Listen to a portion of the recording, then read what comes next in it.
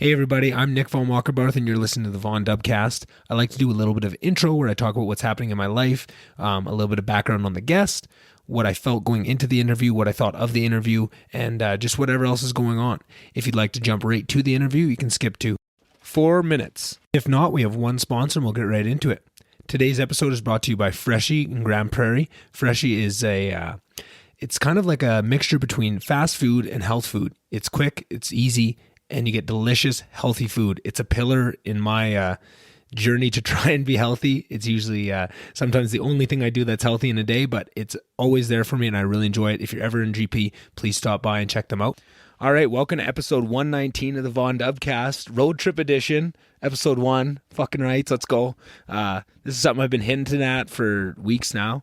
Couldn't really tell you guys what it was because, not technically supposed to be crossing the border, being the unvaccinated scum that I am. But me and my buddy Chase came up with this idea. Well, Chase came up with the idea and I hopped on, 2 weeks ago? 3 weeks ago? Not that long. And just kind of threw it together last minute, rented an RV, found a way to get across the border, and it all came together today. As we speak, we're in Great Falls, Montana. Yeah, he's a coyote. He sneaks people across the border. And we got, just kind of getting all things settled in tonight. We got a little campsite. Got the dog all settled in. He was so good on the road the whole time. He was just a little angel, little rem dog. So we're just enjoying our first night. We're about to crack into a few beers here. I got in this morning and Chase did the whole drive today. So I just kind of got here, went to the Verizon store, got a Wi-Fi hotspot for us for the trip. And then went and sat at Applebee's all day, watched a couple football games, edited some podcasts, and just had a great day. I can't even begin to tell you guys how nice it was just to be in a restaurant without a mask on and just see normal people come in and not be thinking about COVID for a second and just living a normal life. It is just like a breath of fresh air. I swear you can taste the freedom down here in America. It's in the air. I can taste something else in the air too. That was a great one. I hope the mic picked that up. Oh boy. This RV is gonna smell like farts. Oh my goodness. Good thing Chase can't smell farts. As you guys will hear in this podcast, we cover that in detail. Well, grab me one of those drinky drinks. You're just drinking without me. How dare him? This is bullshit. Start the trip off like this. Thank you. Get this real close to the mic. You said you were only drinking Happy Dads. That is true. Shit. I didn't want to recognize. Yeah, White Claws. Fuck. Gross. White Claw. Oh, you guys hear that? Be jealous. Be jealous. Okay, after this White Claw, it's only Happy Dads for the rest of the trip. So we're going to be doing these, periodically throughout the trip. We're going to be kind of just documenting it. If you want to follow along, go on the Von Dubcast Instagram account. I'll probably be throwing up stories as we go. And, as we meet up with Fraser, we'll probably get him on the pod for a little 3-banger. Probably get one with Cuggy when we're in Houston. And, just kind of get to get a little taste of our silliness. I know sometimes the podcast is pretty serious and we get into some deep topics, and me and Chase might at some point, but more likely we're probably just going to fuck around and make jokes and laugh our asses off and say inappropriate things, which is what we are wont to do. So hope you guys enjoy this episode. I think I forgot a whole bunch of things I was supposed to mention in this intro that I can't remember at this point, but I don't really care. I'm just excited to be here. I'm excited to get these drinks in me, and I'm excited for you guys to hear this podcast and all the other ones that are coming. I do have a couple other episodes that I have recorded beforehand. I'll probably just intermingle them within these road trip podcasts, and we'll see how that goes, and maybe we'll run into some cool people along the way, and maybe throw them on the pod too. But who knows? Oh, Ram Dogs! He's chewing on the snow brush we brought just in case. I don't see a lick of snow here, which is another welcome treat. But I hope you guys enjoy this episode, and I will see you guys in the outro. Bye.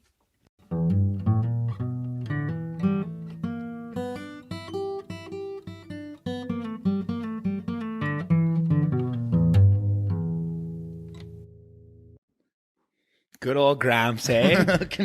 Fired up to give England Nick a round, hey? That's awesome. Fuck, that was a fun game. Too bad his shoulder got buggered up there. Yeah, you can tell he fucking was hurting. Yeah. But you heard it on like the third hole. Yeah, and you could see every time he swung after that, yeah. And he was trying to push through and and then on like it was either the 8th green or the like 9th tee or whatever, he looks at me in the cart and he goes, "Oh, would you be really upset if I went home after 9?" And I'm like, "Nah, of course not. Fuck you're off, all right, man." Oh, fucker. What do you figure? Should we fire it up? Let's go. Well, I started recording like 10 minutes ago. So we're Shit, fucking so you already got going. Grandpa's call in Oh, there. yeah. I can always cut it out after. I was just like, why not? Leave it in there. Right? He's not going to listen. He won't What's the even best know. way to start it then? Fucking call Grandpa to get her fired up. Fucking sets the stage, talks about the shitty yeah. fucking Oilers game. How you fucking been, buddy? I've been good. I've been all right. I don't know what I'm more excited for, this fucking trip or you finally getting on the fucking pod with me. A little bit of both. I've been fired up, A little dude. bit of both. Fired up, dude. Yeah, I'm excited for this trip. I'm excited too. to get going. I've been excited, but I think it was getting there this morning, and the biggest thing for me was the smell in there, dude. Like smelling that like RV smell and like, just seeing. Give us What do you want? a couple hours in there, and that smell is gone. It's gonna smell like farts. So Big time farts. maybe you should sleep in there tonight. It's a good Just thing you don't really smell take it in. farts. For those that are listening right now, Chase has this miraculous ability to not smell farts. It is probably his greatest skill, I'd say. It's a blessing and a curse. I mean, How's it a curse? I don't know. You ever been part of a group and everybody else is experiencing something, and you just have to sit there and and miss out. right? Like So when a great sometimes- fart comes around, you just don't get like every once in a while, that'll like a room clear. Yeah. and I have to either pretend that I smell it or sit there and not experience what everyone else is. It sucks. Fuck. That was so much fun this morning, just getting the rundown and just like feeling like not only like my fired up level, but like seeing you get fired up and just like every time they're showing us a new thing of like, okay, here's the storage, here's how you dump the shitter, here's how you do all this, and we're just soaking it all in, just like No holy shitting fuck. in the motorhome. That's I'm rule number standing one. by that rule. Well, you can't. It's just like going on tour. Do you I think Ozzy Osbourne shits on his fucking tour bus? No. Well, not in the toilet, on the floor or something. Probably. He's eating bats, shitting them out. Fuck. That was funny, that video today, Ozzy. Are you sober right now? A little glonky. Little glonky, dude. This trip's going to get a little glonky. It might at times. Yeah. All the times? All the times. Yeah. Probably a little bit glonkier out about San Francisco. It's going to get real glonky. Get pretty in there. glonky. Yeah, We're once gonna- Fraser hops on the trip, it's going to get out of hand. FO, if you're listening to this, you're coming to the fights. Yes, you are. You're There's coming no to fights. option. And Cuggy said you have a bed at his house. We already talked to him about it. So you're good. You're coming to the fight. So maybe we should start it off by just kind of giving an idea of what it is. So a couple weeks ago, like honestly, 2 weeks ago? 2.5 maybe? If that. You texted me with this idea of doing a road trip to the States, and it was kind of right at the end of Christmas time, and I was fucking in a rough place there, just hadn't, been working out, just not doing great, just all the COVID shit is kind of really getting me down, not being able to go nowhere or do anything. So I was all for it, and I don't know, I feel like it happened so fast. Of like a couple weeks later, we have the RV sitting up front, fucking ready to go, and it sucks because I'm so excited for it, but like, technically, I'm not allowed to cross the border because I'm unvaxxed. So I am sneaking across the border. Is it going to be touch and go? Like, could you theoretically land in Montana and have somebody turn you around? I think so. I think that's always in play. Like they've done this lots. Like the guys that put this together have said they've gotten 50, 60 guys over the border this way, and they don't give a fuck, and it's whatever. Once you touch down, they're not there to fucking enforce no COVID rules. But I think it depends if someone's having a bad day or you look at a guy the wrong way. So Get the real hardo worker that one day. Exactly. So and technically, I think you're a human trafficker now, because like you're the one picking me up on the other side. You're the coyote. Well, maybe the pilot's the coyote, but you're the coyote's assistant. Fucking wolf, baby. I know coyote. Okay, and also just for the listeners, we've had a few beers in the hot tub and a couple whiskeys before this. We are feeling good. Wolf. Fuck. Oh, God.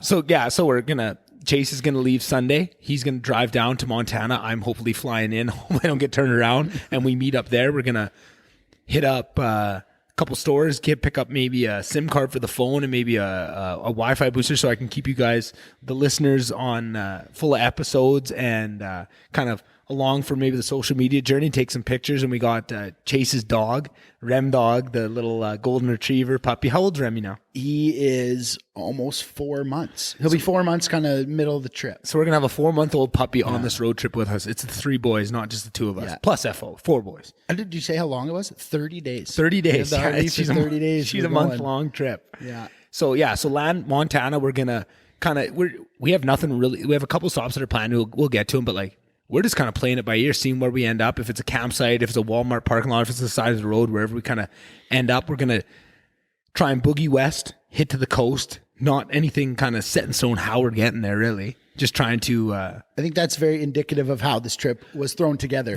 We are very last minute. Yeah. Every spur of the moment idea is the best idea. Exactly. So 2 weeks ago, throw this together. Who knows where we're going to be on Tuesday? That can be a Monday afternoon decision. Exactly. The only thing we really have prepared is the fucking frozen burritos in the freezer.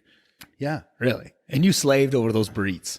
I worked really hard. So I the challenged number my one inner- rule of the trip is no shitting in the motorhome, and you make burritos. I want to give us a challenge. This can't be easy, really. We gotta fucking give her.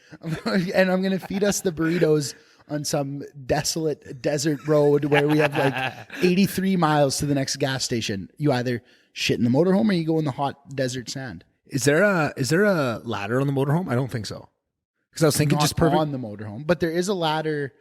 I'm just thinking something. If we got a shit on the side, if we need something to hang off of, you know the stance. I feel like a ladder would be Ladder perfect. shits?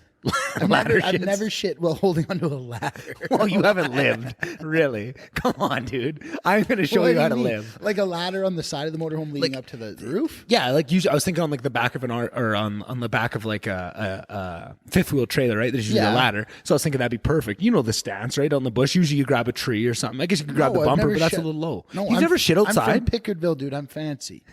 I don't shit outside. Pickerville. Pickerville is a shit outside. It's true. That's what that town is. I am a shit outside. Oh my God, this is going to be fun. Oh. And that was part of the deal because I've talked about it tons on this podcast. People that listen a lot probably have heard this. You know, like my number one guest past Joe Rogan and Lex Friedman is Chase fucking Rao. Right now, I've been trying to I got you on kind of with a little mixture with Ingo for our recap of the Phoenix trip there for a bit, and that was your only. That was your only time on the pod. You didn't hop in for any other ones, eh? No. So that was part of the deal. Okay, I was there that one you did with in the U.S.A. Students Union basement. Oh yeah. Oh, that was fun. Why can't I remember that guy's name? That's bad because he's been on the podcast twice. I can't remember his name. T. Sod, Brennan. No, Brandon Murphy. Oh yeah, with Brendog. Oh, that was the one. Yeah. That was one of the first ones. Yeah, because was I was trying to the convince you to. beginnings. Yeah. Right. It was because I remember there was all sorts of shit going on. It was like your first night before interviewing. I think it was Lars for the first time. Yeah. It was like My your first comedian. comic. Like Yeah. there's a lot of shit going on there. Yeah, hopefully fucking get a few comics on the pod on this road trip. Like, That'd be legit. I mean, we're bringing the shit. Me and Chase are going to do some pods. Get FO on. We're going to do some pods. Some three ways. So stay tuned. Stay fucking tuned. dweeby voice This is going to be the road to 271. Okay, so we got to get back in. So we're landing in Montana. We're boogieing to the coast. We're going to, just kind of find our way around, stop where we want to stop. And then once we get to the coast, we're going to make our way down south to California where our other friend, alumni of the pod, I think he's been on twice, Fraser Oliver, who is our kind of third amigo of our little trifecta in university that was, best buds. And he's been down in school for, 4 years now? 3-4 years. And I've seen him, I think, twice. Seems like longer than that. Feels like fucking 10 years. God, I missed the kid. Wish it was 10 years. I hope he listens to this. So that's kind of the first scheduled stop of like somewhere we know we're going to be is Oakland. We're going to hop in, FO, have a probably couple drinks there, a little bit of party, see what's around. I know Lake Tahoe seems on the map not too far. Ingo seems a little more Hesitant? not hesitant. He's a little more, what's the word? Like when I said, oh, it looks like it's only like 4 hours away, he kind of was like, but maybe with all the California roads and shit. All I know is Google Maps. It said about 3.5 hours. I thought the weather was going to be better. Apparently, it's like a ski town right now. It's like Lake pretty Tahoe? Yeah, it's very high elevation, like mountains, and it's kind of on that interior California Nevada border. And that's what I said. I texted you the one day. I said, check out Lake Tahoe skiing. Whoa! And you know what I did? You didn't. I didn't. You didn't. You know me too well. I would love to fucking chuck on some That's what I'm snowblades saying. and rip Like it up. take up FO up there and go skiing for. What would we do with Remdog though? Find a border or something. Yeah. Find some good looking girls to fucking watch him for a couple days. Yeah, maybe. Who knows? Who knows? Good looking guys. Like guys can look after dogs. That's true. You know what? That's why I need to be around you. You're just so inclusive. You really help me out. Right? That's probably your number one skill is your inclusivity. Yeah. Really. So get down to FO, party it up, and then FO is going to hop in for some of the trip. We don't quite know yet. He's coming to the fight. He's coming to the fight. I said that already. Yes. Fraser will be there. Houston. Oh, we didn't even get to the fight. We haven't even got to the fights yet. They don't even know what we're talking about. They think me and you are going to fight, which we probably will. Maricopa. We'll scrap. UFC Maricopa 1. Von Wackerbarth Rao. CFC, Canada Fight Championship. Oh my God. Road trip edition. Yeah, so we're going to pick him up. He's going to join the road trip for an unspecified amount of time at this point. And then we're going to head east, maybe go to Joshua Tree, because we've heard amazing stories. Seems like the great place. If you got an RV and you don't go to Joshua Tree, what the fuck are you doing? Really? Yeah. I mean, get a grip. Close to Palm Springs, too. The old stomping grounds. The old stomping grounds. Because you used to go there with your grandparents? Yeah, golf it up? About grade 7 to grade 11, every spring break, my mom would let me take an extra week off school. Me and my grandparents would go for the week off school and then spring break and just golf every day with my grandpa.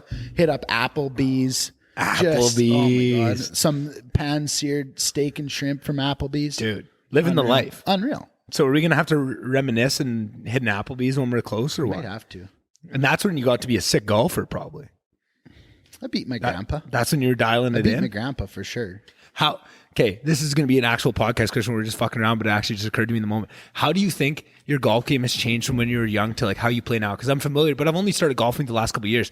How is your golf game because right now you're wicked with irons. You're good off the tee box too. I guess you're kind of good everywhere, but like what I would think of your golf game is kind of like your iron play is really good too. You're kind of good everywhere, but like I'm curious, as a young kid, you probably weren't good in the same ways that you're good now. How were you good back then? As a young kid, I was like an old man. I think golf is almost Benjamin Button. You go through when you're young and just starting, you don't hit it very far. Right. But if you're good, you hit every fairway. You hit it 180 yards down the middle. I used to have this club called the Perfect Driver. I think my grandma got it from Liquidation World in Westlock. Whoa. Hot buy. Maybe $40. Might be hottest buy of the year. I hit more fairways with the driver than dollars it was worth.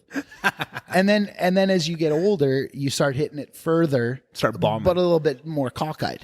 Start muck and dog, you could say. I ripped dog. Rip dog. Shit, I fucked it up. Muck dog. Muck dog. Yeah, you don't want a muck dog. That sounds a little weird. Rip dog? Yeah. Rip dog. So you rip dog a little further, you start hitting it further, and you lose control. And I lost control early. Yeah. Early on in my career. Yeah. But still haven't found the old saying, drive for show, putt for dough. And I think every young man, when they're in their late teens, early 20s, you wanna rip dog. Of course. That's what gets the beer cart girl a little excited. The beer cart girl doesn't watch a nice putt. They don't even watch the green, right? They're watching it for you to bomb it. This is coming from a guy who's currently dating a beer cart girl. So I know my beer cart girls. Yeah. Oh. And where was I going? I was asking how your game's changed, like what you're doing as a kid. So that's how games change. Yeah, and that's probably pretty But standard. I would say personally, my game has changed the most in the last 2 years since I've really got to see that. That's been fun to watch. Committed to it. Yeah. And you got me obsessed with I have a lot more just control and confidence. And like I don't take mulligans. It's got a lot smoother to me, and I don't really know what exactly has changed. Probably just control. Yeah. I just have a lot more control and know what I'm doing a little bit more. And you're golfing so much now that you do it for a living. You're fucking you golf for a living. Like this is so funny to like think about all these years, like when we first met, like being in school, and like when we were first in school, like you're in psychology, and then you were going to be a teacher and all this stuff. And the whole time you fucking loved golf and like figuring shit out. And then eventually just fucking, I don't want to say stumbled into it, but like shit came together and you ended up being able to fucking golf. And like as your friend, you know, like some would say best friend. I don't want to fucking throw labels on nothing, but like to watch you fucking like just like trying to figure out what you're doing, and then to figure out like, holy fuck, I can make a go of golf.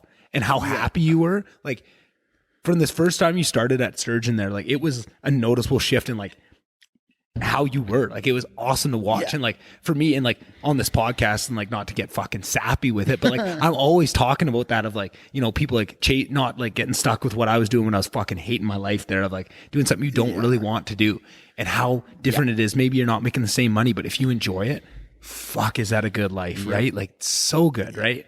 And now with the gig you got now, it allows you to leave for a fucking month and go on a road trip and rip dog in fucking Maricopa. So yeah, back to the trip. Here we go. Where were we? Joshua Tree? I think that's where, as far as we were kind of Southern California. Yeah, we're leaving the Oakland area. Fraser's we're in the heading motorhome east. now. Yeah, we're 3-banging, and the motorhome has 3 beds, so it's perfectly set up. Yeah. We can all get a Never mind. I'm not going to say that. Let's just move on from that real quick. Yeah, so we're going to be heading east. And then from there, is that where it diverges and there's 2 different routes? We get to go south and north, like through 2 different towns? Or is that later? Is that after Phoenix? That was right out of Montana, wasn't it? You either go south through Nevada to San Francisco. But I thought there was one where you can either go through like along the border. Like, El Paso or New Mexico. That's the after one. Phoenix. Right. But that's on the way to Houston. Right. But and that doesn't work. We'll get there. Yeah. But first, You're jumping ahead. I'm jumping ahead. I'm just so excited. We're at Joshua Tree. I'm so excited. You learn your Western States geography. Here, man. Yeah, well, that's why we're on this trip. I need to learn. So we're in Joshua Tree. Yeah. I say the play either go up to Vegas or Grand Canyon. Yeah. And then to Phoenix. Because we have a long time to get to Phoenix when we're planning on getting to Phoenix is when we get there. Right. We have like 2 full weeks. Let her buck. So we have a lot of time in Cali. So we can do whatever in Cali. Right. And that opens up the door. You are slightly restricted in Cali, aren't you?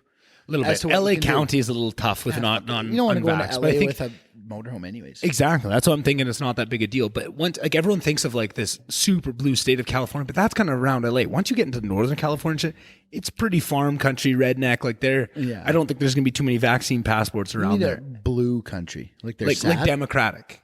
Like not red. Like Texas is red as it gets, right? They're Republican. Like California. So red super is blue. Republican. Blue is Democrat. Yeah. Okay. And it's like conservative liberal. Yeah, exactly. So like everyone thinks of California, but like it's pretty much LA and surrounding area is the super Democrat. But once you get up north, it's very like country, farming, like really a little bit red, right? It's a bit different. So I think only have issues if we go the closer we get to LA and San Francisco, the harsher it's going to be. Yeah. But around FO, but that's the thing. It's so different. Like even saying that's American stuff. Like compared to Canada, it's all going to be better. Right? For sure. And that will be the closest we see to Canada, but it won't even be as bad as what we're here. So it'll still feel like That's honestly one of the things I'm most excited for is just to like the fact that we're not staying in hotels, we're not flying. It's just, we're in an RV and it's just, whether it's right or not, you're going to have that sense of like freedom where it's like, freedom. I'm going to check into this campsite. I don't need to show my QR code. I don't need to like,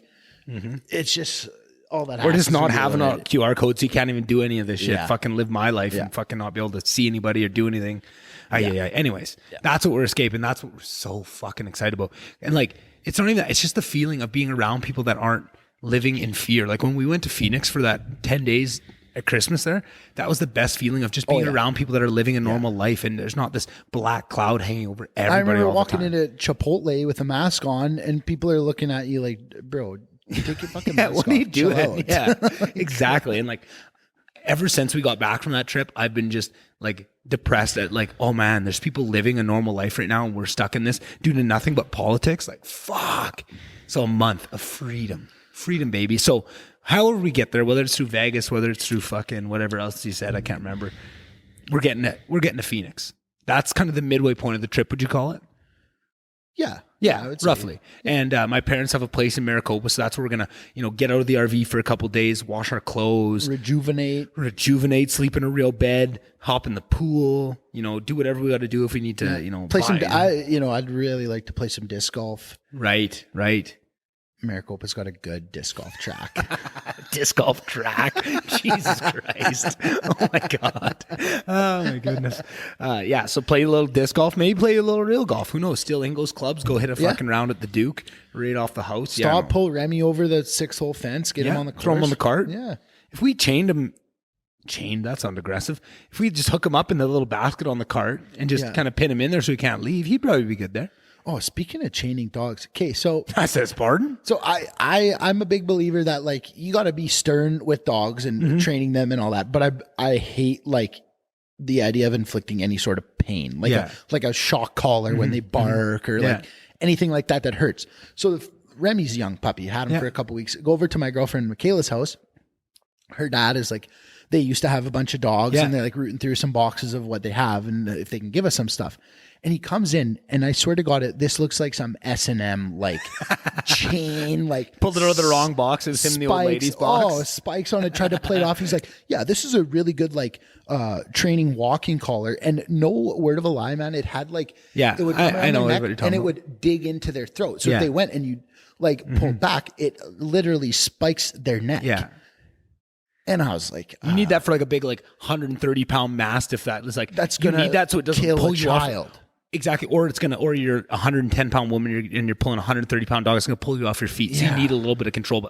But even still, I'm Even then, with you. It's Yeah. like if you Can you imagine little Remy with that on? if you can't control the dog enough where you need to jam spikes in his throat, Right, maybe right. you shouldn't be out free walking him. Like if you're 110 pounds, do something to Yeah. Figure it out. stop that. Don't spike his throat. Yeah. Anyway. Oh my God. Okay, where were we on? We're talking about spiking dogs? No, we're in Phoenix. We're golfing. We're golfing, baby. Probably not even going to golf that much.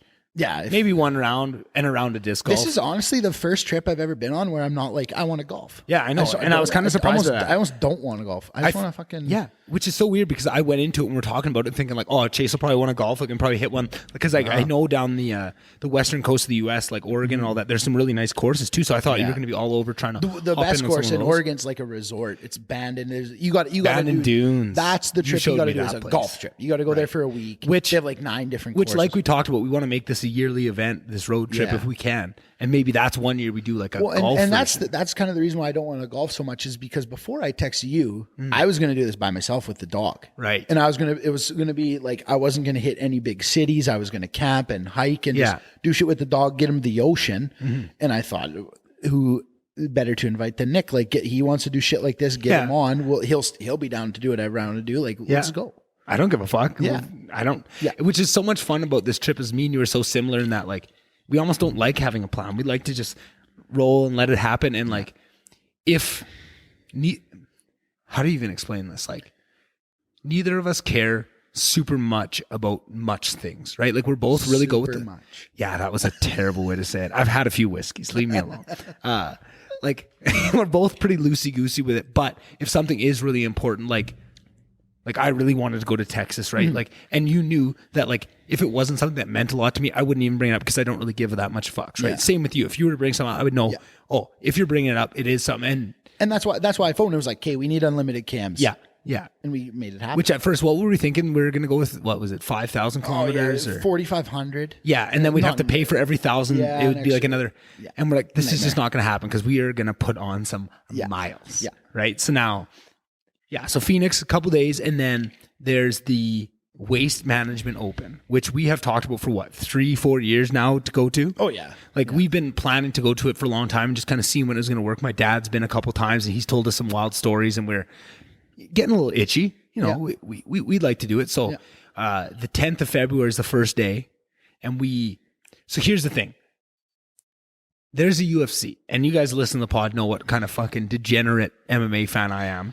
And I've got a few guys that I really follow. One of them is Israel Adesanya, who, was really high on before he even got to the UFC, got to watch him break in, hear all the doubters and just believed in him like I'm a no doubter. other. You were a doubter. I'm not I'm not a doubter. I'm a hater. You were a hater for sure. And I feel like that's every guy I like. You just like to be the opposite and to fight with me. So you just pick whoever I love. You just want to hate them, like Sugar, like Izzy. Right? I like Sugar now. He's grown on me, he's but grown Izzy on has you. not grown on me. He's one the other way. Yeah, you don't like him. You hate anime. You hate everything he stands for.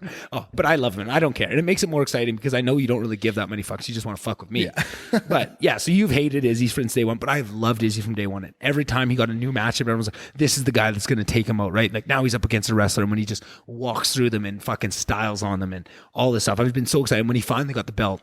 And for years now, I'm like, I've got to go see Izzy fight. And then we plan this trip, not even think of anything MMA. We're just, again, like just road trip, no real events. And then we look, and there's UFC 271 in Houston, Texas. So not only Perfect timing. Like Perfect kinda timing, yeah. 2/3 of the way through our trip. Yeah. So we pretty much as soon as we got unlimited kilometers, it became pretty clear, we're going to do UFC 271. That's another one of those things we were getting to, right? We have another one of our good buddies, Kyle. Another alumni of the lives in podcast. Houston. He's been on a couple times. But that's so funny that the two guys we're going to meet up That with on is the cool. trip, Fraser and Cugs, have both been on the pod multiple times, right? Like, so two of the guys, if you want to, get a little bit ahead of who we're going to be meeting up with, you can go back and listen to those episodes with those boys and see what kind of fun we're going to have, right? Like, and it's funny because I've only talked to them on their own, but when we get all of us together to do this, it's going to be so much fucking fun, man. Quattro. Oh my God. It's going to be such a shit show trying not to talk over each other and shit if we do it, but it's going to be fun. Anyway, so we're going to be in Phoenix for a couple days, do whatever we want, recover all that. And then the 10th is the Waste Management Open. And it's day one, and we're probably going to find somewhere close to the event, park the RV there, go to the Waste Management, get a little bit pickled, in fairness, probably. And then watch all the golfers, yell at DeChambeau, try and get fucking Tigers out. No, Tiger won't be playing. Fuck. Try and get, who's next best? Here's a question for you. Tiger's not playing. Who would you want to get an Thomas. Yeah, you're Justin Thomas. I'm a guy. huge Thomas guy. Yeah. I'm trying to think for myself. I was trying to let you. I was hoping you'd take longer to answer that question. So a little bit off the map. Victor Hovland. Yeah, he's good. I think Victor Hovland. Yeah. He might be there. The Waste Management is kind of one of those obscure events that lots of guys like to go to because of the crowd, but it's one of those events that is very skippable from a lot of guys. Like you'll get a good field there, but there's the event at what's the course in LA. You're asking the wrong guy, dude. The one event last year where Tiger crashed at the BMW Championship is at Riviera. Right. And that's all at the same time? That's a big event. Yeah, it's kind of like the PGA Tour's West Coast swing. They do like right now they're in Palm Springs, then they'll go play LA, Phoenix. But why would it be the same weekend as the Waste Management? It's not. It's just like the weekend before. Oh, so a lot of guys will choose to play Riviera and skip the Waste Management. Yeah, but they do get a good feel. What was that tournament in like Dubai or something? Was it like a really big money event? It's not like PGA or something, and it's on the same time as a different event. And you were telling me one time that guys don't come to it because they're out playing that one. I think that's about this time. I don't remember. It's the Abu Dhabi Masters. It's like a European tour event, but a lot of guys go play it because it's huge. So there's a European tour? Oh yeah. So like PGA is just the American one. I didn't realize that. No. I thought PGA was worldwide. PGA is the Pacific? Golf Pacific. No, I would say PGA is the peak, the summit of golf. And then European is a step down. It's like KHL to the NHL. Yes. Okay. Very much so. Gotcha. And then you have like the Eurasian tour, the Asian tour, the Mackenzie tour, which is a Canadian one, the Corn Ferry tour. The Corn Ferry, that's my favorite. Those ones are all like your AHL. If you're compare it to hockey, it's ECHL, AHL. Right. But the Euro tour is, like you said, almost that KHL or some of those, Swedish elite leagues or whatever, but it all combined. Gotcha. The Euro tour is awesome. Do like American guys go play over in the European tour if they're like on the Corn Ferry a couple years, can't get their car? European guys do. Right. Well, if you're European, you're playing the European. But that's what I'm saying. Like, because it's step down, like if you're one of those guys, because you've explained this to me, and this was a big eye opener for me of what a grind. And this is why I'm so excited about that TV show, which maybe we can get into after. But how much of a grind that Corn Ferry tour is, and these guys that are just playing and doing everything like just as hard as the PGA guys are, like practicing just like they are, but not for the same money, and they're like paying their own way. Yeah. And there's only a couple cards a year that they get. No, that's not true. Is there only so many cards they can go to a year? I believe it is the top, at the very end of the Corn Ferry season, the top 25 get full PGA Tour cards for the next year. Did you see this thing this week? This guy apparently won this tournament that won him his card. Or like, didn't guarantee, but like it's almost for certain with that win. Was it Akshay Bhatia? I don't know. 19-year-old? Maybe. But the big story was he had this chick that never played golf on his bag as a caddy. Akshay Bhatia, he is fucking good. Oh yeah, let me tell you. Tell me all about him. That's what we're here for. He skipped college. He skipped everything. I don't know the story behind him. Yeah. He's an East Indian guy. He was from Florida. Yeah, and he is like an absolute dynamite stud. Yeah, like stud. And I think there's maybe 3 other guys that have won not a PGA but like any event. Corn Ferry, any professional golf tournament, he's like one of 4 teenagers to ever win one. Whoa. He's 19 years old. Did Tiger? And he won it with some bish he met on Tinder Who's never instant golfed. DMs or something. As his caddy. Yeah, like, that is unreal. hilarious. Can Unreal. you imagine having some man. rocket on the bag, winning your fucking tour card? And he's a stud. He's so good. And like, especially with the way the golf is going, if he has that kind of personality where he's pulling that kind of shit, he is going to be a star, dude. Yeah. As long as you can hold yeah. it together, right? Yeah. Like golf's such a crazy game. Your game can kind of go to shit the next day. Yeah, that's wild. So then I'm trying to think of my, like, if other than Tiger, because everyone's Tiger's number one, but like if I had to get an autograph, someone like probably Phil, but again, he's almost like Tiger, where it's almost unfair to say that. Yeah. Maybe next one would be whose buddy that won the Hawaiian one the other day, that greasy Aussie. Cam Smith. Yeah, Yeah, I like he's him. got some style. I'm a big fan of him. Yeah. He's going to win the Masters in the next 5 years. Cam Smith will win the Who Masters. is buddy that's going head to head with number one guy? He's awesome. John too. Rahm. John Rahm. I really like John Rahm. John too. Rahm is sick. He's awesome. Little Spaniard. I think He's hot on the course. Like he gets I was like, where are you hot. going with this one? He's sick. Who else? Colin Morikawa. I like him. Yeah, boring. I'm a fan. Fuck, boring. I don't know. He's so young. I like him. Who's the guy that walks in the putts? Kevin Na. Kevin Na. I like him too, just because he walks in those putts. I did, and that's the thing. You like guys for like their skill at golf. I'm still such a casual fan that I'm liking guys for You completely need weird shit reasons. that makes him stand out. Exactly right. Like Patrick Reed. hate him. What about what's that? Hate him. Patrick Cantley, who had your favorite bank.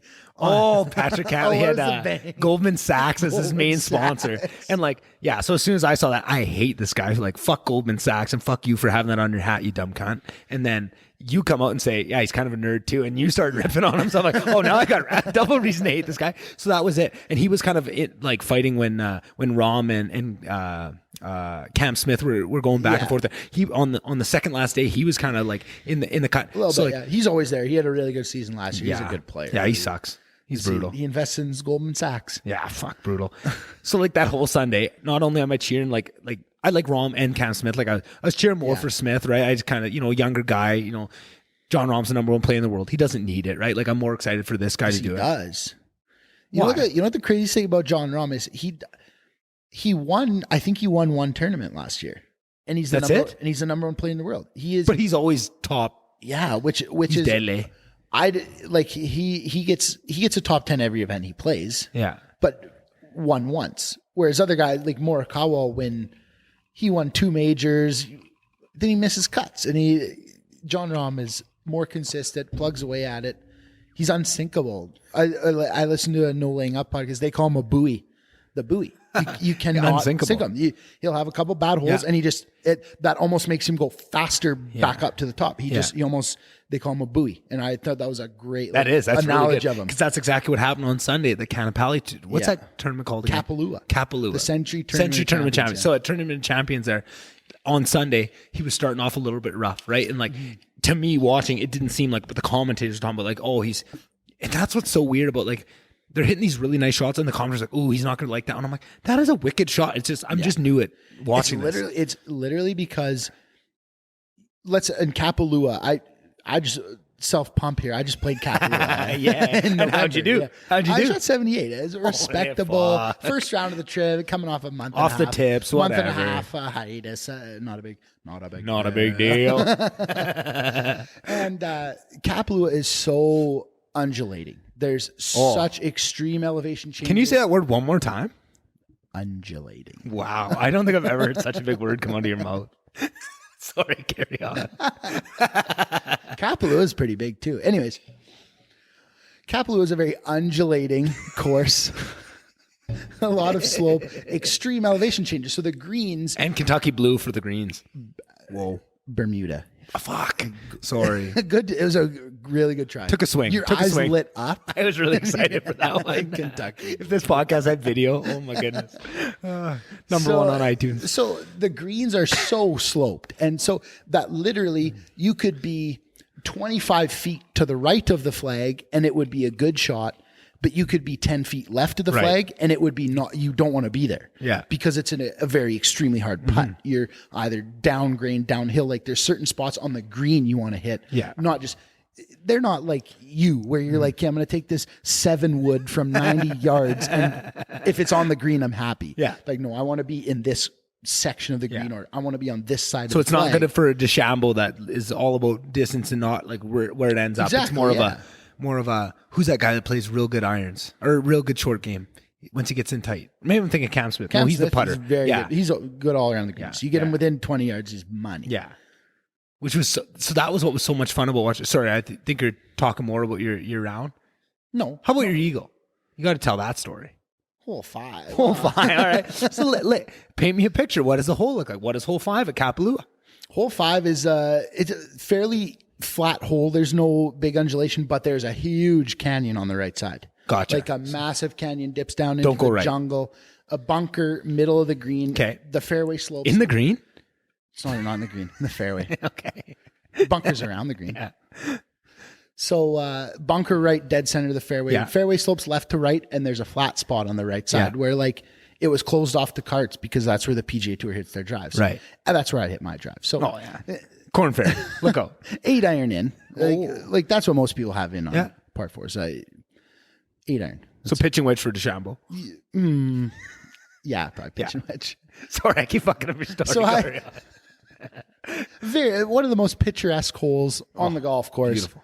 Absolutely munch, rip dog. Whales in the background. Yeah, munch one. Started out at the bunker, slight fade. I don't hit a fade either, which was Whoa. miraculous. I was kind of expecting to draw. Hit it on the right side on the flat part. Hit an 8 iron to about 15 feet and hit the putt.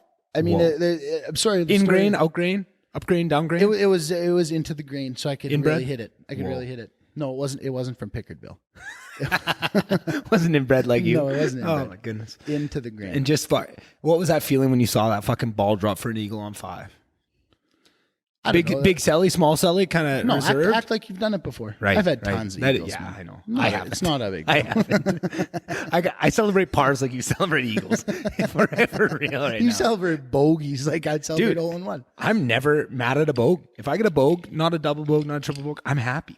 What do I always tell you? You have to play double bogey is par, and you'd have so much more fun.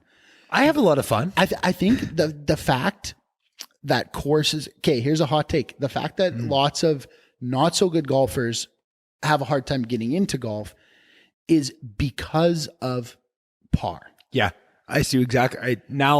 Yeah. You should have different scorecards at the pro shop that says, okay, 1 to 5 handicap, or you shoot this score, Yeah. you take this scorecard, Yeah. and then your par is 72. But if you are not, you should get a different scorecard with different par numbers written on Yeah, it. par's 82. And it's just that mindset of what par is ruins the game for a lot of people because they don't have fun. They're like, oh, well, I'm supposed to get a 4 there. Yeah. It's like, well, no, that's the par of like professional golfers. That's you got a 6. That's really good for this hole. It's a long par 4 and you got a 6 on it. That's good. You didn't lose a ball. That's good. You 2-putted. That's good. But just that number of par ruins the game for a lot of people who like to do good at stuff and they see that number. Well, I'm double that. I suck. It's like, no, you don't suck. You just hit a couple bad shots and you didn't par it. But what's par? right. Par is really nothing when you're just out there playing for fun. Bullshit, right? Once you get a few beers in you, what the fuck's par? Yeah, it's dumb. Like even par in a PGA tournament doesn't even matter. It's your total score. How many strokes did you take? Par is really meaningless. Exactly. So now, got onto that because we're doing Waste Management Open day 1. Yes. And you said which golfer would you most like to get an autograph from? Yeah. And we laid out a couple good ones. Those are all good hot top prospects. Yeah. Honestly, for as much as I used to hate DeChambeau, he has grown on me a lot. Like seeing him on the Full Send podcast and stuff, like, and getting to know and the things with Koepka, like getting in. Did I even say that right? It sounded weird coming out of my mouth. Koepka? Yeah. Oh yeah. Why did it sound so? Anyway, I'm just second guessing myself. I don't know. He's grown on me a bit. I feel like the guys on the PGA, you expect them to be like adults, and like you think of golfers of like a 40-year-old guy that like has seen a lot and done a lot, and like how old's DeChambeau? Like he's not 30. He's mid-20s. exactly, and like once you recognize, oh yeah, this is a 25. I'm just throwing a number. I don't know how old he is, but this is a 25, 26-year-old guy, and like look at it through that lens and like what he's doing and kind of how he's doing it. It's like, oh yeah, I see who he is, right? And like he's not what I built him up to be in my head. He's not this Big idiot for sure. Like, and doesn't do himself any favors with like the fucking ants on the ball shit and trying to get free drops and stuff. Like, definitely doesn't do himself favors. But like, yeah, no, I'd be pumped to see him. Like, I wouldn't, you know, if he fucking offered an autograph, I wouldn't say no. I'm not. I'd love to see him play golf, man. His style is just, it's nutty. So, do you think he's gonna drive the green on 17 like you did when we played Scottsdale, or what? Yeah, probably the 5 wood. Like how? Okay, just to play a little reverse, and we've covered this a little bit on that podcast when we did our wrap-up trip for Phoenix, but how fucking fun was it to play TPC Scottsdale with the fucking it was cool. The stands up? It was cool. That Walking was cool. through that tunnel. And Yeah. That was so sick. Playing a golf hole like you're in a stadium. Yeah. It was a weird, like, it was cool. It was a awesome. cool feeling. Yeah. Yeah, we're gonna have to do that again. Like, we just like come in, like, same thing. Like So now we got to go there as a fan. We got to get in up in the grandstands. Dude, we are in like 3 weeks. Yeah. Not even. No, dude, 2.5. February 10th. We're gonna be there as a fan. Yeah. We're going to see where you fucking smoke that drive. We're going to see where I smoked my drive onto the wrong course over the water. I had to fucking run all the way around it in my ball. Oh, God. That's funny. Okay, so we go to the waste management. Yeah, get pickled up. What do we do the next day? Driving, baby. Big old drive. Yeah, so we're going to get pickled up at this waste management. And people need to understand, when you think of a PGA event, it's quiet. Yeah, that's what I was saying. Okay, you go mix a drink and maybe grab everything so that I can mix one after. And I'm going to tell a little bit of the story of what this event is and set up what we're going to be in for the drive tomorrow. Deal? Okay. You get the drinks. All right. So usually what you're thinking of when you're thinking of a PGA event is very calm, respectful. You're quiet while everyone's hitting. You are really respecting the rules of a traditional golf game. And the Waste Management Open is the one event a year where that kind of all goes out the window. And people are yelling and chirping and drinking a shit ton. Like what we and Chase talked about of having these stadium stands set up around. There's one hole 16, where there's just surrounded 360 with like 3 tiered stands. And it's just the craziest, drunkest fans that have been there since. And this is the other part. Everyone lines up in like a cattle guard at like 5 a.m. 5 a.m. would you say? Early in the morning. Right. Yeah, it's right close to ASU, which is one of the biggest party schools. So everybody lines up early morning, and you all run like cattle. As soon as the gates open, everyone runs to try and get a spot on like 16 or what are some of the bigger holes that people go to? 16, 17, 18. Yeah, like everyone's trying to get primo spots on there. And it is just a party fest. And it's days and days and days. And we are going to go to opening day of that. So we're probably, like we said, going to spend a couple days in Maricopa at the house recovering, then go park the RV in Scottsdale right by the course somewhere, get a campsite, and go drink our faces off for pretty much all day, and then stumble back to the camper, a little bit of sleep, and then we got to get up in the morning and boogie an 18-hour drive.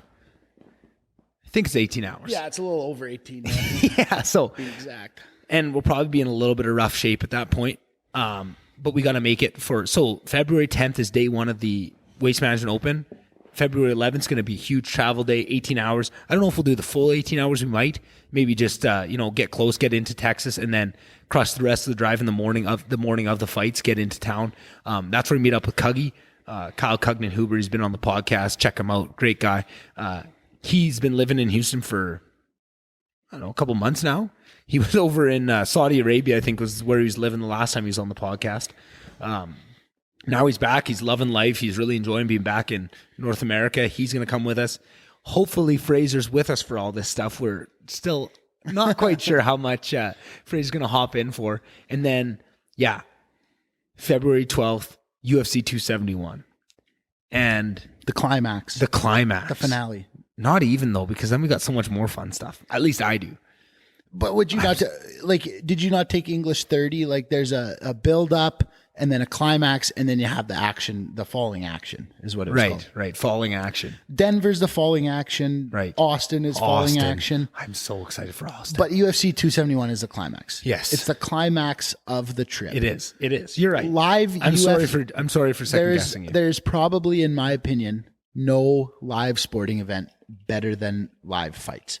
There isn't. I went to one live UFC card at Rogers Place, and it was the best best live sports experience I've had. And you've seen NBA, you've seen MLB, you've seen I've NFL. been to an NFL. You've I've seen been everything. to it all. I mean, the NBA game I was at was a Phoenix Suns game, but I've been to Same with me. I've been to an NHL playoff game. I've been maybe the only thing that could compare that I want to go to one day is a UEFA Champions League. Like, Yeah, that would be sick. I really want to do that too. but like I said, nothing better than live fights. It's just it's a different realm. The people there are psychos. Yes. It's a different atmosphere. It's wild. And that's the thing. I'm a psycho for it even when I'm not live. Even when I'm watching on TV, I'm an absolute psychopath for this shit. And there's so many good fights, and like it sounds cheap coming from me because I say this every weekend because I love every weekend's fights, but like just and they're adding fights like one of the local legends of Houston, Derek Lewis, who is like one of the biggest fighters in the UFC, like The biggest Black names, Beast. the Black Beast. He's got the best Instagram account. Go look up the Black Beast UFC on Instagram right now. You will be not disappointed. You in have what to you do a see. lot of clicking to watch sensitive content, but You it's definitely funny. do. You definitely do. It's one of the best places for like the amalgamation of the internet. Like the best videos of that week, you're gonna see it on the Black Beast's Instagram page. And he's a Houston legend, and he's fighting one of the most entertaining, fan favorite heavyweights in the league, Tai Tuivasa from Perth, Australia. Does shoeies after every win, like gets hammered with the fans. He is just the shit. Like that is going to be a wild fight. There's a whole bunch more. And as we do more of these podcasts, we're going to be podcasting this whole road trip. We're probably going to break into more of what we're building up to the fights and give you guys a little bit of heads up so everyone can kind of watch along if you do want I'll to. tell you where to put your money. Yeah, Jason's going to do all the bets, and he'll tell you where to spend all your money, and then after we'll recap and see how he did. Oh, this is going to be real fun. But I mean, hey, it's kind of on my head too, because I'm going to be the one filling you with all the knowledge that you're going to make your bets on. So we shall see. We shall see. Yeah, so that is, like you said, the climax of the trip. And then after that, we are kind of just Up in the air. up in the air. Yeah. So then next stop from there is Austin, which I have been itching to get to, you know, like at the start of this pandemic when everyone left LA, all the comics, and went to Austin and have created this, you know, comedy scene. I've just been dying to get there. I want to go see some comedy. I want to see what everyone's talking about. I've just been itching to get there, and I'm so excited to get there. So, you know, probably go there, get some really good food, see some comedy shows, kind of, like you say, just shoot the shit, see what comes up in the moment, right? Like maybe something will change between now and then that makes us do something else. And along this whole way, we're going to be kind of just checking out if there's any big concerts or any big events that we can just, you know, stumble upon. We're going to have the dog, we're going to have an RV, so we can't do everything. But, you know, if the timing's right, if the mood strikes and we can make it happen, we're not going to say no to nothing. So, yeah. And then kind of after Austin, it kind of gets a little fuzzy. Probably work our way up north and maybe. I think Denver is on the docket for sure. I would love to hit Denver. and kind of go, because when I was in Denver before, it was for that Zed's Dead show, so we never really saw all that much of the city or saw all that much outside of the city. I think if you go outside of the city, more into the mountains of like, we went to a Coors Banquet, the brewery tour. Whoa. My buddy Jared and I went there. We got the freshest Coors Banquet in the world from the liquor store across the street. So it gave me a lot of like Banff vibes. Like you get up into Golden, Colorado and up there, it was Aspen. a lot. Yeah. Aspen. Lloyd and Harry. We could hit Aspen. When the wine flows like the streets of Strong. We should watch Dumb and Dumber before we go. Yes. Right before we get in there. We're there. Totally But yeah, like, redeem it gives yourself. me a lot of like Banff Jasper vibes, but almost but then you get some of that red rock mountain mixed in. It's pretty beautiful. So I think I want to hit Denver, Colorado. And then after that, it's kind of back home. Yeah. Almost. Which will be a sad day coming back across that border. But I think we're going to have so much fun. And we say that now, but also we might be ready to get out of that RV at that point. We'll have to see. If I had to put money on it now, I think we're going to not be at all. We'll be ready to go for 2 more months. I'd put money on it too. I could live in the box of a truck for that long. Like if it was, we're doing what we're doing. Yeah, exactly. We both lived, well, I lived in Lister in a fucking 10 by 10 room for 4 years of my life. And I love driving. You do. Driving for me is extremely therapeutic. Last winter when I was at some of my lowest points, I would like last winter, Hop I in. drove 10 hours in one day. I drove to Jasper. I drove down I think it's Highway 93 to Banff and like that mountain. It was a very scenic mountain. Got lots of good pictures. That Rocky Mountain. I was like, I drove 10 hours in a day just because I like didn't know what else to do. Yeah. And was feeling shitty. And I was like, I'll just go drive. Go for a rip. So I love driving. Just go for a rip, are you, bud? Love being on the road. Yeah. And then you add the dog in there, like watching him, because we'll be able to watch him experience all this shit for the first time. Like he hasn't been alive when it's not snow on the ground. So you get him to a beach, like an ocean or a river, or anything. Like I'm just excited to watch him experience that stuff. Yeah, it's a big. Oh, he's gonna have so much fun, and that's the thing. And like along the way, like all the little towns will probably stop in and stuff too. Like just go over to like a little bar, like that's close to a campsite, and just meet some local people. Like get hammered with some, randos in America. Like I have so much excitement for things where like just random things that might not even happen. I'm just so excited to experience just something other than the monotony of what the last couple of years have been, of just like the same things every day. And like, just to throw a little wrench into that system and let us fucking feel that freedom, the open road, baby. Yeah. A little bit of desert, a little bit of trees. And to harsh the mood now a little bit, I think it's perfect timing with Oilers. Where the Oilers are. Fuck. I was going to go to the want to get out place. And I want to have an excuse not to watch this fucking tire fire. Honestly, I want to be in a campsite where I'm like, the Oilers are playing, but I can't watch. I guess we're busy. We got shit to do. Yeah, and it's so disheartening. Like I got season seats from your dad this year, half seats, and then 5 of my games got canceled. I end up going to a game at half capacity. No, so don't skip over this because this is something I want to talk about. Like, tell the experience of that game you went to the other day and what it was. Just like start from the start and tell us what it's like to go to a game right now. Oh, it's night and day. I just talked about UFC. How it was the best live sports experience you can have is UFC. The worst live sports experience I just had was last week. I went to the Ottawa Senators Oilers game. It was half capacity. My girlfriend and I went out for dinner after, had some drinks at Joey's. The restaurant we were at is full capacity. We're getting drinks. You go in.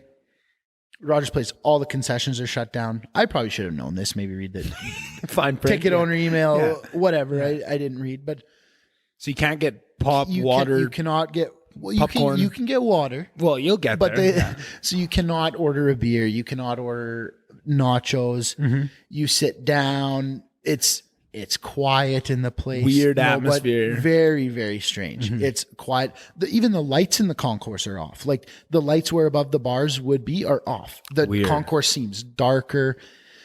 You can order, like I said, you can order a drink. So if you get thirsty, want to drink a water, head up to the concourse. There's maybe 4 or 5 lineups of, let's say, 50 people deep during the intermission to a water dispenser that you would see in like with the 20-liter jug on top. Average Joe's kitchen. Yeah. A water cooler. And there's a person standing there reloading the big water jug every time it runs out. But that's how you get water into a very small, like half the size of a red Solo cup glass. And you try to take that glass of water back to your seat. And no, you can't drink the water in your seat. You have to drink it on the concourse. You have to drink it on the concourse. You cannot take your water to your seat. And if you try to take your water to your seat, you get told to go back up. The seat Nazi gets it. Yeah. The seat Nazi. Tell us about the seat Nazi. She just takes her job a little bit too seriously. And her job was to make sure nobody had any fun at this Oilers game. Her job was to make sure you had your mask on. You didn't drink water in your seat. You didn't congregate down at the glass. You didn't congregate down at the glass during warm up because that's you're not social distancing. Wow. Like I watched her walk down to the bottom of the glass during warm ups, and there was a group of some adults and kids. Kids go with their signs. And there's kind of standing a group behind the visiting goalie. Break it up. Too much fun happened here. She literally told them to break up. You cannot be gathering here. Go back up to your seats. Yeah. I obviously couldn't hear what she's saying, but you watch her actions and what they do after. Yeah. She tells them you can't stand here by the glass. And then the thing about that bothers me about that one usher specifically is that you look around that arena, there's no other usher in the place going up and down the stairs. It's just her. Yeah. She's the only one. Yeah. Someone needs to tell her to go get At one point, no word of a lie, she walked across the seats to the other section to tell someone to put their mask on. Like brutal. It's like you need to stop taking your job so seriously. Mm-hmm. You're usher of the month. Sure. Congrats. Wow. But you've won a trip to the sun. Yeah. We're going to shoot you off in there, and it'll be better for everybody. Yeah, I was. I didn't know where I was going with that until I already started, until I To said the the trip. I had to change that midway. Oh, right. So like, this is the perfect time of like, because I think if this is any other time and maybe there's a different scenario going on with the Oilers, it'd be kind of a downer to miss some of these games and stuff. But right now, with how things are looking, it's like, let's get the fuck out of here. Let's take just a tea break from everything, from being a fan. I think we need it. We need I it. think I need it. And like, It's sad. in the past, I've been that guy that, you know, like when it gets this bad, it's like, I'm just going to take a couple games off. But because I've been given that little bit of hope over the last few years, I'm a masochist. I watch every game and I just get my pee-pee smacked every time. I'm like, I know better than this. I shouldn't be watching this shit. I'm only going to come out of it feeling awful. Yeah.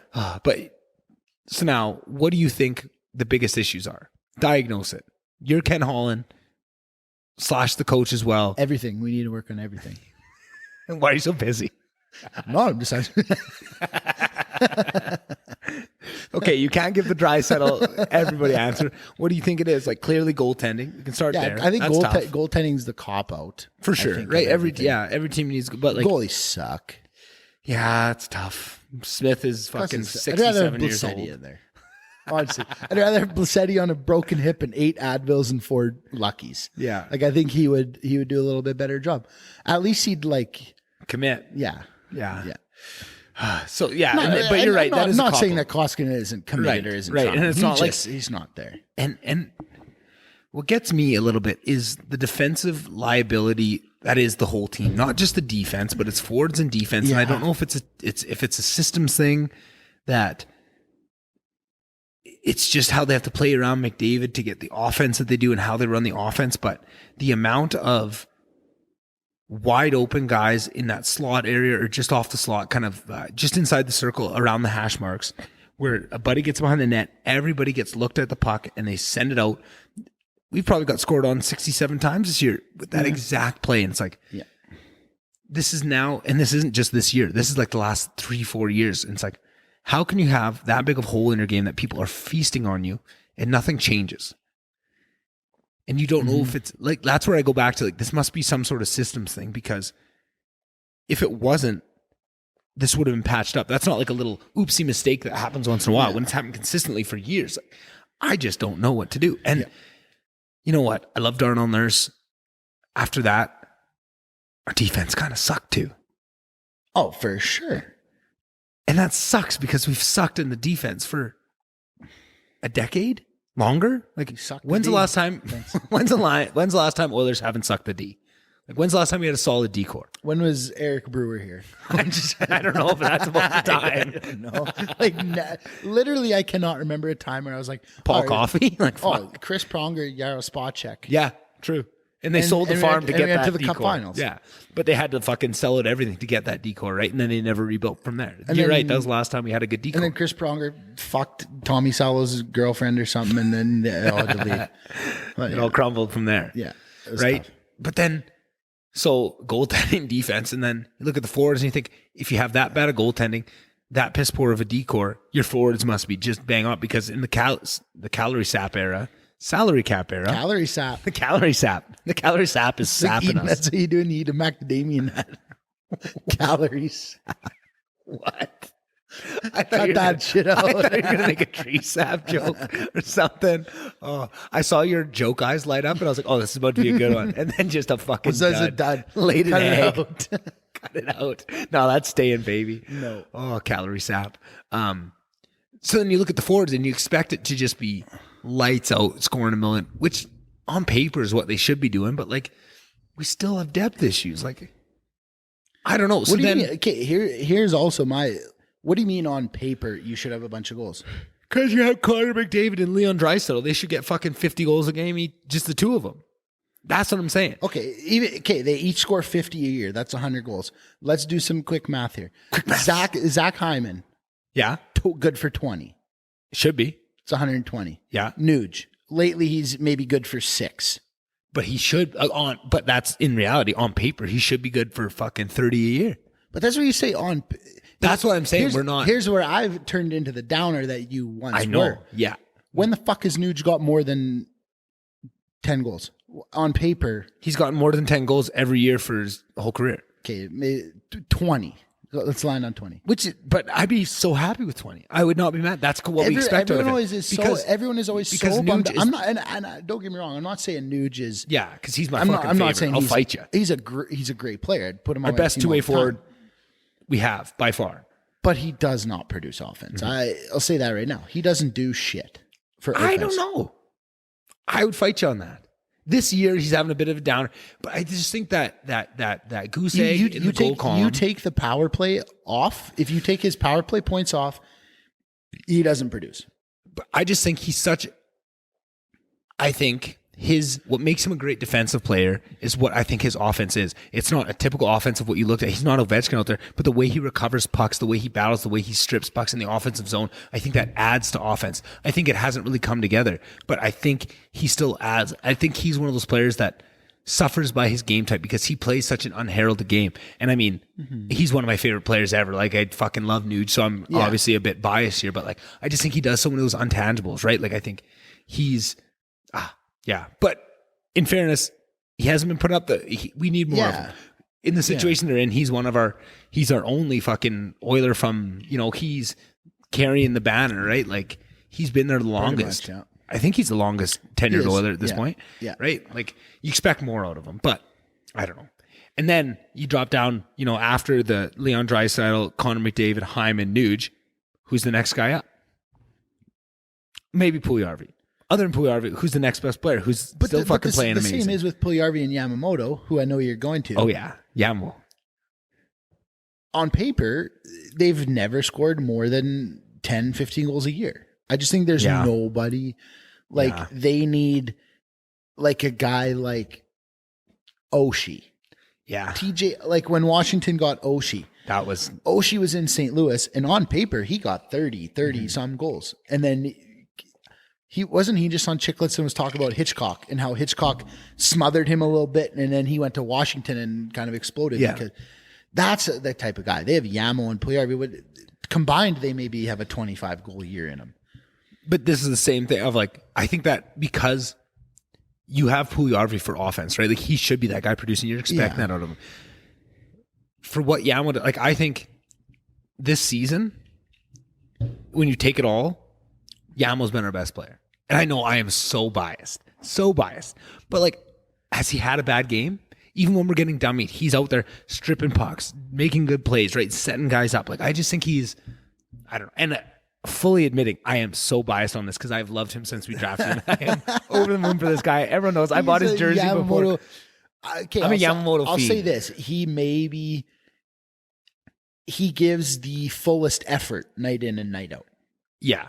And I think as a guy his size, you kind of have to, right? Like, that's how you stay in the league. But he hasn't been our best player. You could take Yamamoto. Let me rephrase this. Yamamoto out of the lineup for every game, and their record would probably be the same. I don't agree with that at all. What do you think? But let me rephrase what I'm going to say. He hasn't been our best player all year. I'm going to say he was one of our best players when we were good. Because the Oilers are two different teams right now, right? The start of the season when they're playing hot, and then that one game that you went to and you fucking cursed us. Or were we both at that game? The Pittsburgh one? Was that there? Yeah. That was the day after I got back from because Yamo scores every time I'm there. Anyway, I'm gonna say, since he was one of our best players when they were good, and since they've sucked, he's been far and away our best player. Given that everybody else has really sucked and he's the only one kind of keeping, and maybe he was just kept his steady pace of what he was, but like, even in some of those losses, there's been, and which is so funny, like you mentioned, I used to be the Debbie Downer about the Oilers all the time. You used to always be the one, making me pick it up before kind of like, this is back in the days before we'd ever made playoffs, like when it was on that 11-year run. That's how you know you're emotionally damaged from something. You're totally the opposite of what you used to be. And I used to be the positive guy. You would be the Debbie Downer, and I would say, hey, keep it going. Like, it'll come. And even if it doesn't come, like, they're the Oilers, will love them. Yeah. And now it is the complete opposite. I am give up, fuck them. And you are they've taken all of our natural tendencies and just turned them on its head. They're gone. Yeah. Because they've hurt us so badly. They have a little bit. And it's it is sad. But what can you do? Fuck. It's not like I'm going to switch teams. The only thing That would. I'm a Kraken fan. You are a crackhead. You fucking weirdo. The only thing I think that would get me, like, I think if they traded McDavid or Draisaitl to a team right now, I know I don't even want to speak that into, like, that's just bad juju even to say it, but like, I think that would be the only thing that could get me. If they did that right now, like, yeah, I'd just follow them to whatever team, and I'd be a fan of them again. Like, I don't know. Or Yamo. I was very close to doing that when they got rid of Hall. You were, but if they didn't trade him to the Devils, like if they would have traded him to the Bruins right away, I fucking love the Bruins. I always have a soft spot for the Bruins too. Here's an interesting who, like, other than the Oilers, who are the teams you have a soft spot for? Bruins. Like, I was always a Colorado guy from like a young age. I loved Sakic. Like I always have had a soft spot for them. Now that they're sick, the 2011 Cup final. Bruins.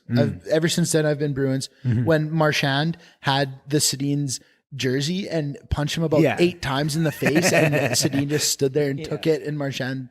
Yeah, I've been a Bruins guy. Other than that, nothing really. I don't really like any other team. Bruins, but Bruins are close. What about Tampa Bay back in the day? Oh, you were a big Tampa Bay Vinny guy. LeCavalier You were a big Vinny fan. Back. Did he only play for Tampa? No, and at the end of his career, he went to Philly. Really? And I can't even picture him in the Philly. There was another team. I want to say like LA. Maybe. I feel like everyone goes to LA. Any big player ends up in LA. He went to a couple really weird. There was talks he was going to go to Montreal because he's a French guy, but he never did. Le Cavalier. Comment ça va? But that team of him, Marty St. Louis, Brad Richards, Torts was the coach. Torts was the coach? Torts was the coach. I didn't realize Abby that. Boulin was in net. Dan Boyle. Dave Andrewchuk won his first cup. Dan Boyle who's still playing today? No, that's Brian. Brian Boyle. Dan Boyle was the D-man. Right. Real good, little puck-moving D-man. Right. Ended up in San Jose after Tampa. Was pretty good there. Yeah, I know what you're talking about now. Yeah. Brian Boyle. They had a squad, man. Ruslan Fedotenko was... Fedotenko. They were good. I haven't heard that name in a while. Yeah, that was one of the best playoff goals I've ever seen was LeCavalier. It was Game 7. They beat Calgary. And LeCavalier, absolutely. If you go back, the best playoff goal literally of all time, LeCavalier probably dangled, if there was 5 Flames on the ice, he dangled 4 of them. If it was a power play, he dangled 3 of the 4. He dangled every guy on the ice, got absolutely drilled, like right about the hash marks, but made a little like kind of between the legs past the Fedotenko, one-timer, top cheddar. They won the game 2-1. Like it was so good. I have that game on DVD. You have that game on DVD? I was a psych. How? Why? It was, I don't know. It was a DVD. I don't even know where I got it. I don't know who it was from, but it's Grandpa hit you up with the box set. There's a DVD and there's like a little like kind of documentary following that team. And then the full broadcast of Game 7 is on that DVD. Whoa. And I have it. I still have it. How often do you rewatch like the YouTube highlights of the 06 Cup run? Never. Never? Never. Because it just makes me sad. Yeah, that's true. I did a couple years ago. It was so much fun to like look at all those old names and stuff like Spot Check and what was the other one? Sergei Samsonov. Yeah. Do you know who else was on that team that was in 06? Mm-hmm. That I think was one of like was Mike Pekka. Oh yeah, Michael Pekka. He was wicked that crazy. Run. He was huge and such a fan favorite too. Him and Pisani were just the two. Raffi Torres. We had Raffi that run, hey? That's psycho. Correct. Like maybe 9 suspensions. Don't quote me on this, but I think that was the playoff run where he absolutely ruined that Jason or Justin Williams on Detroit with that around the net hit. That was that series, and Raffi absolutely sent him into next Tuesday. Raffi sent a lot of guys into next Tuesday in his career. Yeah, he did. He's probably one of the most suspended guys in like the NHL. Yeah, him and McSorley. Right, but that was because that was that one big one. No, he had a lot of suspension, but I would almost put who else has that Raffi Torres kind of thing where they're always suspended. I feel like there's one other guy in my head that I think of that's been like not any like huge suspensions, but just a whole ton of them. One sec.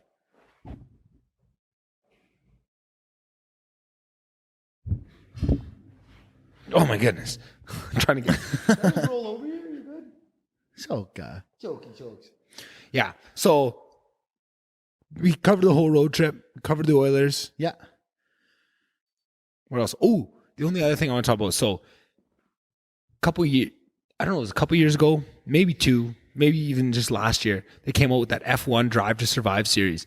And so many of my friends have talked about how they have never watched anything racing and they just love F1 now. Yeah. And now the same people are coming out with a PGA show.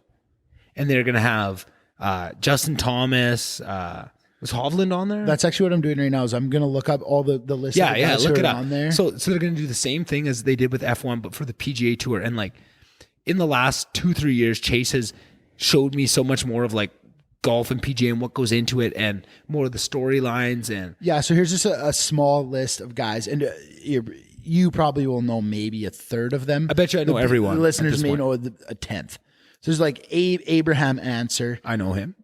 Daniel Berger, I know him. Cam Champ, Joel Damon, Tony Finau, Matt Fitzpatrick, Tommy Fleetwood, Ricky Fowler, Sergio Garcia, Serge, let's Harry go. Higgs. Do you know who that is? It's That guy who Euro guy? the big chubby guy who came from the Corn Ferry Tour, always has his buttons undone and wears the aviator glasses. Sounds like my kind of guy. Yeah, you would love him. Look up Harry Okay. Higgs. Harry Higgs is I'm a huge Higgs full guy. recommendation from me. All right. And here's a hot take. Looking at this list right now, out of all these guys who are on here, Harry Higgs, I think, is going to be the guy who blows up the most. Yeah. Not just necessarily from how good he is at golf. He's good. He's But good very personality. borderline, but people will love him. Yeah. Like he is unbelievable. But there's more than that because like Kepka's in it, Victor, DeChambeau. Max Homa. Oh, he's good. Awesome one. Yeah. Dustin Johnson, Kepka, Ian Poulter, Jordan Spieth, Justin Thomas, Bubba Watson. So what about DeChambeau and Kepka? They're not in it? Kepka's on there. DeChambeau's not. DeChambeau's not. No, he does his own thing. Oh, right. He's got like his YouTube channel and Yeah, stuff. he does a lot of his own stuff. I bet think. you he does 1 year not in there, sees what kind of push everybody else gets. Yeah, Or maybe they just keep him out of the show and they just make him the heel for it. he could. Could, right? And that might be better Yeah. for him. Yeah. But what I'm more excited about, I think, than anything is to see of like what you showed me these last couple of years of like what more there is and like all these personalities and all these wicked guys. And like, that's what sucked me in. I'm not the hugest fan of golf, but same where I wasn't the hugest fan of fighting to begin with. I just liked the storylines and Yeah. you're You're a storyline guy. I'm a huge an storyline action guy. Yeah. Which fighting you get both, right? And now I love the action, right? I'll watch two guys. I have no idea if it's a good fight. I've learned to love. Same with golf. Like I'm learning to love the sport side of it. But what hooks me in is the storylines, right? But that's exactly what this TV show is going to be. It's going to show everybody the storyline side of what golf is. Yeah. Right. Yeah, it's going to be like just the day to day, week to week issues of pressure. a PGA Tour guy. Like it's insane. Like when you lose your swing for a couple weeks, right? Like where you had it dialed in and just something happens and now you're fucking slicing it and you don't know what to do. And do I change my swing up? Like that was one of the craziest things I heard the story. I don't know if you know it well enough to tell it, but like of Tiger when like he was kind of hitting like a plateau where he go and he completely reconstructed his swing from scratch and like came up with a completely new swing to take strokes off. But like, Yeah.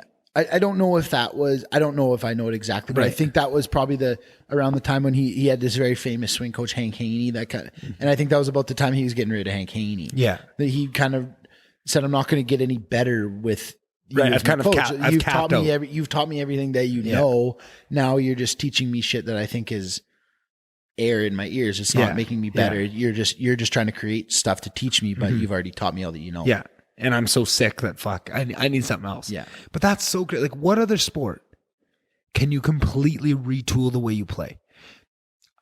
I guess like what pops in my head immediately is hockey, like guys that are like maybe a offensive D men that have to recreate their game to not play 25 minutes and kind of be more of a shutdown fighter, kind of greasy guy, right? Like you've seen that, right? Yeah. Or maybe same with the forwards, I guess a similar story, but that's not completely, it's not like changing how you skate and how you shoot and how to change your golf swing. That is so wild to even wrap my head around as a professional. Craziness. Yeah. It's craziness. Anything else we didn't cover? No. And if there isn't, we'll hit it on the road trip at some point. Hell yeah. Stay tuned for Stay effing tuned. weekly road trip updates, shenanigans. Yeah. Any topics you want us to cover? Yeah. Any any other Oilers tidbits that you want us to weigh in on? any golf shit you want us to talk about? I don't want to force this on you, but we're going to be doing an Oilers ticket giveaway. Hell yeah. Well, there's tickets giveaway. Yeah, some of the tickets that Chase is on the road for while we're in there. Maybe we'll do a little Instagram giveaway, get you a little bit of, and hopefully, I mean, we just painted the story about how it's the worst fucking live experience in sports. But hopefully they hear this podcast and fucking smarten up and give you guys something to actually cheer It might for. kind of be shitty, but it's worth $0. That is true. If it's free. Yeah, if it's free, go. Might as well. It's fucking Sneak a Mickey in your gooch and you're good to go. like get a flask. Might as well. Non-metal. Oh, right. They have metal detectors. Yeah. I feel like those things don't work. I've snuck a lot of things in those. Not even snuck, like just forgot it on me and walked through those metal detectors with it. Like what? A vape? A vape? No. Well, I snuck a knife through one time. Oh yeah, I think I was with you and you got through and you looked at me and you're like, dude, I just got through this knife. Well, I used to always walk around with a knife on my belt, like just for work and shit. Like it was just always handy, and I just wouldn't think about it. And I walk in, I get in the line. Yeah, Chase, I need to fucking throw a little quick shank. So I always have a fucking knife on my hip, and we get there. And this has happened a couple times where I would realize it in the concourse before, and I would try and go hide it somewhere and grab it on the way out, and I usually forget and just leave it there like an idiot. I did that. I lost probably 3 or 4 knives, but one time I was way too late in line. I'm like, a couple guys back, and I'm like, shit, I have this knife. So I just took like my phone, my wallet, and like a bunch, put the knife under it, and just like slid it through on the other side, right? So that doesn't go through the metal detector. Yeah. But like I feel like I always have like hell. Like it doesn't make any sense to like keep like the thing on top. It says like take out change keys thing, but like keep your phone, keep like a bunch of things that are metal. It's like, well, is this a metal detector? Is this not a metal detector? Like what the fuck? It doesn't make sense. That's why I'm saying you can probably sneak a flask in. Yeah. This is Alberta we're talking about. Yeah. People know how to sneak some shit in. Yeah. Yeah. Maybe don't quite go as far as to go up your pooper, but you know what? I'm not going to tell you how to live your life. Desperate times, man. If Desperate I have to times. go on my pooper, I'll go on my pooper. Well, I know you will. I'm talking about normal people, Chase. Get real here. Oh, maybe one last thing. So, dog stuff. Mm-hmm. Like I know we kind of covered. I fucking it. love my dog. Let's talk about dogs. I fucking love your dog too. I mean, I love my dog, and you're currently fucking having a little scrap of my dog while you're. No, I'm just holding her bone so she can chew on it. Yeah, she does like that. I did that for a lot. And I did that once you told me that. It's been revolutionary. I had these chew sticks that Remy didn't like. Yeah. And I tried that and now he likes them. Yeah. Because I think they were just a little bit too hard for him to, but now he can get them on the back teeth and really gnaw. All right. Any dog owners at home, if you want to really revolutionize your dog's bone experience, hold their chew toys. Yeah, and get a good grip on it and hold it steady so that they can really get their back teeth on it. Oh, they will love it forever. Yeah. If you want it, if you're in that a big household, you're battling for your dog's love. You got mom, dad, a bunch of siblings, and you're always competing. Don't tell anybody else that trick, and you just do it with your dog. Or if you'll be the favorite. If you have no arms or can't hold something for that long, put a little suction cup and stick it to the wall. Just something that'll hold it steady for him to chew. You're going to say hold it in your teeth and let them chew it on the other side. Stick it in your pooper. Let him chew. Okay, you heard it here first, folks. Holy fuck, I'm drunk. I can't even talk. Oh my goodness, this was fun. Okay, here's what we'll wrap up on. It took year and a half, 2 years to get you on the pod. How was the first experience? Did you have fun? It's good. I was way less nervous than I thought I was going to be. Yeah, I was ready to have to talk you into it. Rums maybe help. True. Rums That help. is for sure. That is for sure. We'll have to keep that in mind for the road trip. Maybe always make sure we got a couple bottles of rum or Happy Dads. I'm drinking exclusively Happy Dads and Howler Head whiskey on this trip. Guaranteed. What about Pink Whitneys? Might mix in a Pink Whitney. What about some beers? Well, beers? Yeah, I'll have a couple beers. If you twist my arm. I'll give you a snake bite. Snake bite? Dude, you can't snake bite me. I know jiu-jitsu. I got my gi in the fucking RV. You know this. Okay, we should also do something to make you wear a gi to UFC 271. We can maybe come up with something, but it's going to have to be crazy. I want you to wear a gi to UFC 271. Yeah, Chase wants me to wear my jiu-jitsu gi to the UFC Because if event. you don't, I'm gonna. Yeah, I would love to see you in the gi. So funny. I'll wear a gi and a Roxanne Modafferi wig. Oh my God. To the Maybe fight. if we can get like 100 chairs on one of the fucking episode posts, we can I'll wear the gi to the event. If Roxanne Modafferi likes a post on your page, I'll wear a gi. Okay, I can make that happen. I'll just fucking DM her and be like, dude, come on. Because I actually think I could make that happen because like I've interviewed Aaron, who trains when he's not in Niagara. He trains down at what's it called? Syndicate, I think. You have the shirt of, right? Yeah. I just got both shirts. Yeah. It's a cool shirt. Yeah, it's a fucking dope shirt, right? Hell That's yeah. exactly it. Yeah. But I think he trains at the same gym as her. Maybe I could even fucking hook you up. Maybe get you a date. With You got a Roxy? girlfriend? Yeah, but I mean, She's got a boyfriend too. true. Fuck.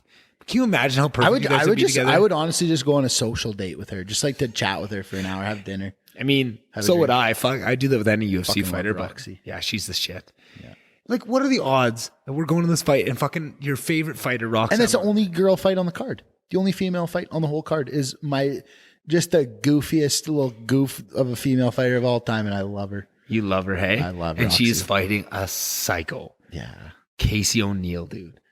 Her accent is the weirdest in the UFC. It's not funny. It's not funny. I've got school. I've got school. Nah, it's not funny. Oh my God, I should include that in the fucking show notes for people to go watch that video. It's great. It's not funny. Funny. It's not funny. Anyways. Stay tuned. There's going to be a lot more of these episodes coming. Road to 271, the road trip edition. You'll get lots of fucking dog snaps and shenanigans. If we blow a tire on the road, you guys will be along for the ride. Blow the Jenny. Jenny, let's hope not. Fuck, that would suck.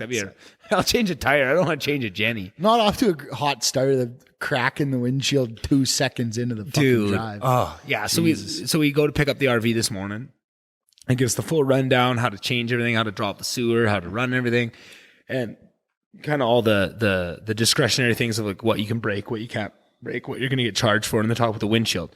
Any chips, you have to get them filled or we charge you. And if there's any cracks, $600 for a new windshield. Yeah, whatever. Like me and Chase are talking. Probably sometime along the trip, we'll get a chip. Like we'll probably have to get it filled, but let's just hope for the best. We leave the place, and we're driving back to Chase's house, and I get a call from him maybe 3 to 5 minutes into the drive. Like we've had this RV for literally all of 6 minutes. Sure enough, chip, right driver's side, right eye level, Right like in my face. I brutal. could see it coming. Brutal. I'm like, oh, the whole life flash before your eyes, garbage. But you know what? We're just getting the bad luck out of the trip early, so we can just have smooth sailings the rest of it. And you guys all get to follow along and let us know how you enjoyed this. Follow the Von Dubcast on Instagram for all the Oiler ticket giveaways and shenanigans we get up to, all the dogs pictures and all that. And yeah, come follow along and you'll get to hear, if you enjoyed this episode, a little bit less intellectual and deep and a little bit more silly and fun. I think I dumbed it down for you guys. But I've been itching for this. This has been so much fun just to fucking party it up and have a few drinks. Get your bone off my foot, dog. She's literally just has her bone on my foot, chewing on it. Can you hold it with your foot for Yeah, chewing? here, let me grab it. How's this? Is that good? Looks at me. You're an idiot. She's not impressed. Anyways, we're going to go have 1 or 2 more drinks. Chase has got to get home. We're gonna pack up the rest of the shit, and we're going to be on the road. So when you guys probably hear this, we'll already be safe and sound in the U.S. and ripping it up. You guys can follow along the rest of the way. This is Nick Von Barth. That's Chase Rao, and we're about to fucking have a good time. That's an awful end. It's so awkward. Love you. All right, that was episode 119. I hope you guys enjoyed it. There'll be plenty more where that came from. Like I said in the intro, if you want to follow along on a more daily basis, just follow the Von Dubcast on Instagram. There'll be lots of stories, lots of shenanigans, lots of silliness, which I'm pretty excited for. Hopefully you guys are too. Other than that, yeah, all the regular things. Oh, little Rem dogs. Oh, I can't get over how much I miss my dog already, but I'm so happy to have a little surrogate dog. I'm going to have to steal him for a few sleeps. I don't think he thinks he's going to sleep with Chase every night, but I think I might have to commandeer him for a little bit of snugs one of these nights. But he doesn't need to know that. You don't speak English, do you? No? What are you chewing at? Not yet. No. Yeah, we'll have him by the end of this trip. He'll be speaking English. All right. Thanks, guys. Have a great week, and I will talk to you on the next one. Bye. Bye. Bye. Bye. Bye. Bye. Bye.